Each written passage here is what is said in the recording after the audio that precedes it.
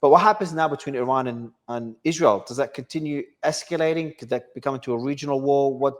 How can Iran retaliate? And how far will Israel go? Well, this depends at this point very heavily on the United States and what decisions made in Washington. I'm sure the Israelis have concluded that they cannot achieve their aims. And their aims, in addition to regime change, also include destruction of the enrichment facility and the nuclear capacity that Iran has developed without us. In other words, if we don't come in and help them, they can't achieve those aims. They need the GBU-57, the bunker buster bombs. Yeah, well, not just that, but there are many, many missiles, many different kinds of munitions. It's a very complex and time-consuming operation. It won't happen overnight, but I think they're looking for the B-2s to show up at very high altitude where they think they can bomb with impunity to attack these facilities. And they hope that this will rescue Israel from its current position, because Israel's position grows weaker by the day and Iran's grows stronger. Why? Because Iran's arsenal of missiles isn't quite inexhaustible, but pretty damn close. They're not going to run out of missiles. They're not going to run out of support. And they've got plenty of supplies and technical assistance pouring into the country from many, many different locations, not just in the Middle East, but also Russia, China, North Korea. There may be others that we don't know about. Iran's position grows stronger every day in the international arena. More and more countries are coming over to Iran's cause. Initially, it's psychological. Over time, it will become more material. Israel's position is the opposite. Israel is increasingly isolated, and it cannot withstand these onslaughts on its own. Remember, every time you fire a missile at a particular target that's incoming, in other words, we're talking about air defense missiles, it's habitual that you fire 2 or 3 missiles against every one missile that is aimed at you. Well, you're going to run out of missiles pretty quickly. And Israel's very small. It's smaller than the state of New Jersey. And Iran is the size of Western Europe. And there are more than 90 million people living in Iran. So while Israel can certainly make life miserable for Iran, it can do a lot of damage. And of course, it always has nuclear warheads. And if it decides that it needs to use a nuclear warhead in order to win its war, that's very dangerous, because at that point, I would be very surprised if nuclear warheads did not show up in Tehran. All right, wow. Going to Iran's retaliation now. I was surprised. I think I was doing a live with Scott Ritter at the time when Iran was hitting Israel back. And Scott said, they need at least a few waves for this to be a decisive retaliation. But they only had, I think, 3 or 4 waves, about 200 missiles. Did that, was that less than you expected? Was it more of a symbolic response, or do you think that was a pretty extensive response from Iran? And what do you expect Iran to do over the next few days? I think the attacks will intensify. The numbers of missiles will increase.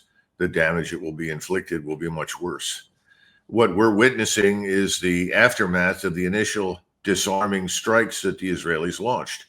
The Israelis did succeed in disrupting command and control. They succeeded, at least partially, disarming or disrupting the integrated air defenses.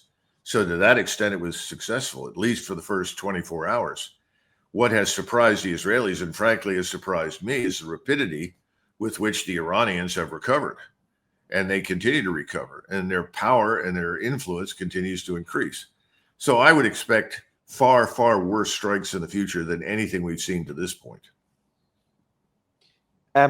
So you don't think Iran has been significantly weakened? Or you think they have been significantly weakened, but they can recover relatively quickly? Well, I think they were weakened. What's this word significant? Let's get back to reality. Iran is a nation of 90 million. It's the size of Western Europe. It has thousands upon thousands of missiles. How do you weaken that? You can temporarily disrupt it. You can suppress it for a short time.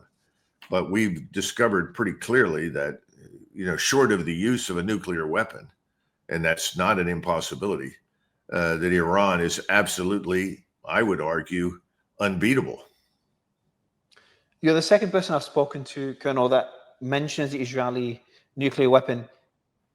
But do you think it's even on the table? So Israel seems to have, to a different degree, the advantage right now in the war.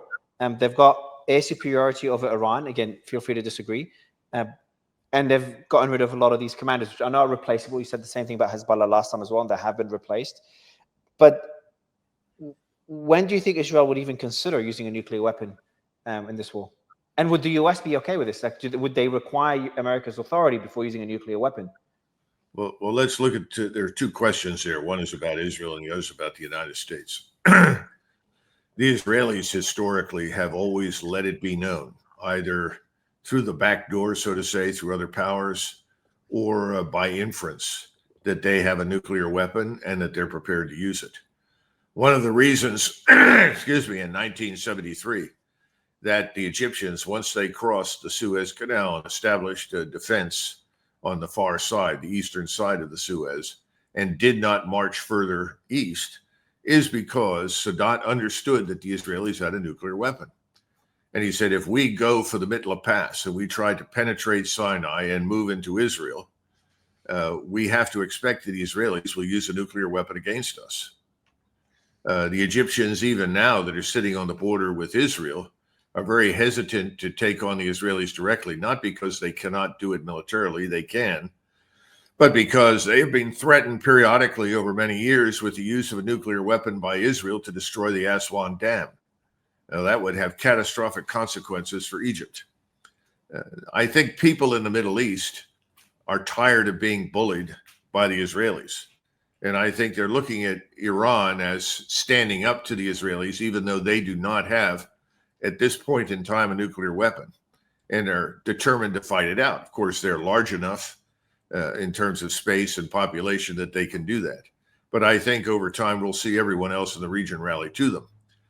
So the bottom line is, would the Israelis use it?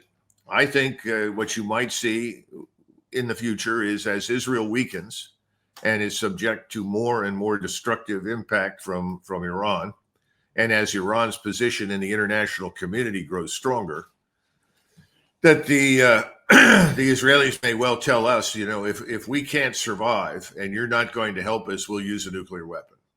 That could happen. We would not want that to happen, clearly. But that's something they could threaten us with. You think you could twist America's arm by threatening to use a nuclear weapon if the US does not get involved? That could happen, especially as Israel's position weakens. Israel's in a terrible position right now. Israel can't easily replace its losses. And as I said, Israel is, by comparison with Iran, a postage stamp. I don't think Israel would be doing what it's doing right now if it wasn't reasonably confident that it has control of the White House and the Congress. They think they've got control of President Trump, that when he's presented with this fait accompli, Israel is in a fight for its life. This is an existential fight for Israel. You have to come and help us, that he will do so. Perhaps he will. I don't know. That's the assumption. Most people in the United States assume that's the case. And when I say people, I'm talking about people inside the Beltway in Washington. I don't know, because President Trump must surely understand that if we become directly involved, the temptation for many other states to do so is overwhelming, not the least of which are Russia and China, as well as other states and virtually all the Muslim states in the region. Now, why would this be? Because I think people look at what's happening and they say, well, if we don't come to the aid of this country and prevent it from being destroyed by the United States, then we'll be next on the menu. Remember, Russia has already been subjected to this. The same forces in New York City and in the London city banks, the people who wanted to get into Russia, destroy the state, rip it apart, rape its resources, partition it, turn it into a permanently weakened third world state, have failed. They didn't achieve their aims. The Russians have recovered. They're stronger than ever. They're not fools. They know that there are a lot of people in London, in the banking industry, in the financial industry, as well as in Washington and New York City, who very much want control of the oil fields in the Middle East. Remember that for Americans who are thinking strategically, if you want to dignify their thinking with that word, I don't say that, but in their minds, strategically, if you can get control of the oil and natural gas fields in the Middle East, if you can destroy Iran and bully everybody else into line, then you have in their minds China by the throat, because China is extremely dependent on the oil and gas that comes through the Persian Gulf. I mean, frankly, it's not that important to us anymore economically, but it is important to the world, and specifically to China. The question is, if we go into this with the goal of destroying Iran and ultimately getting control of these oil and gas fields, how close do we come to a direct confrontation with Russia and China, North Korea, and any number of other states? We don't know, but it's a very dangerous position to take. You can only bully and humiliate people to a certain point, and then they stand up and fight back. So I'm very concerned that this thing could rapidly run out of control. You know, Clausewitz used to say, before you start a war, you'd better understand what kind of war you're really fighting. And I think the Israelis thought that they could bully Iran more easily, they could suppress it more easily, they could be successful in their efforts to disrupt and bludgeon Iran than they were. They miscalculated. Iran has recovered. It's growing stronger. This is going to get worse, not better. So that was a bad miscalculation. Now they're falling back, as perhaps they always intended to in any case, on the United States. The United States normally doesn't like to intervene in things unless we can dictate the outcome. We like to impose solutions. We can't do that. The Russians won't sign up for it. Neither will the Chinese. And by the way, I don't think most of the Europeans will. So I think this is a very dangerous time. And that's why I wrote in this X that I sent out a proposal for a great power peace conference. We need the United States to sit down with Russia, China, India, Brazil, these great powers, and help arbitrate the situation. We need to put a stop to what's happening in Gaza. If anybody thinks that this is in isolation from Gaza, they're wrong. The Israeli contempt for human life in Gaza, their readiness to murder and starve tens of thousands of human beings, even millions to death, is something that has profoundly affected the whole world except the United States, because most Americans know very little about it. The media really doesn't cover it very much. So I don't think there's an appreciation of the depth of hostility and the readiness to push back against us that exists today. How likely, before I ask my next question, there's just been a report of an Israeli drone that struck police headquarters in Tehran. So we've got more drones here. That's the footage that just came in. We've got more reports here of Israeli drones being involved. Question I have for you is, how likely is it that Iran strikes US bases in the region before the US gets involved, maybe based on Israel's request? What's a higher risk? The US joins based on Israel's request, or Israel kind of twists Trump's arm into joining, or Iran forces the US to join by hitting their bases? The Iranians will not deliberately attack any US positions in the region unless we directly intervene. Now, they know that we've given plenty of help and assistance to the Israelis. That's not really open to debate. But why would you want to give Washington an excuse to come in full force against you? That would be very stupid. And I think the Iranians are sensitive to that. They will stick to their current approach, which is to focus their attacks on Israel. They will keep an eye out and watch carefully on the things that we do, but they're not going to give us an excuse to go in.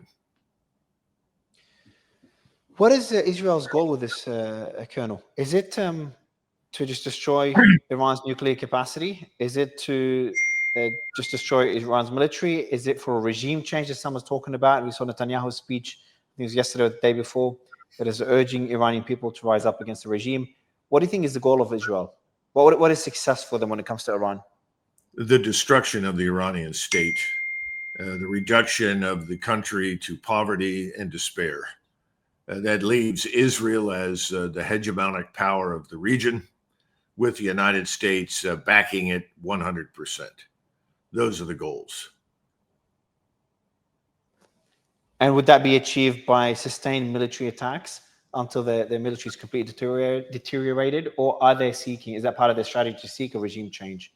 No, it can't be accomplished without us, without the United States. That's the whole point. Israel has no chance whatsoever of reducing Iran to rubble unless it uses a nuclear weapon. And if it uses a nuclear weapon, it risks having nuclear weapons used against it. And those nuclear weapons can come from any number of nuclear armed states. I think the Israelis know that. And so they're going to refrain from that. Although, as I pointed out earlier,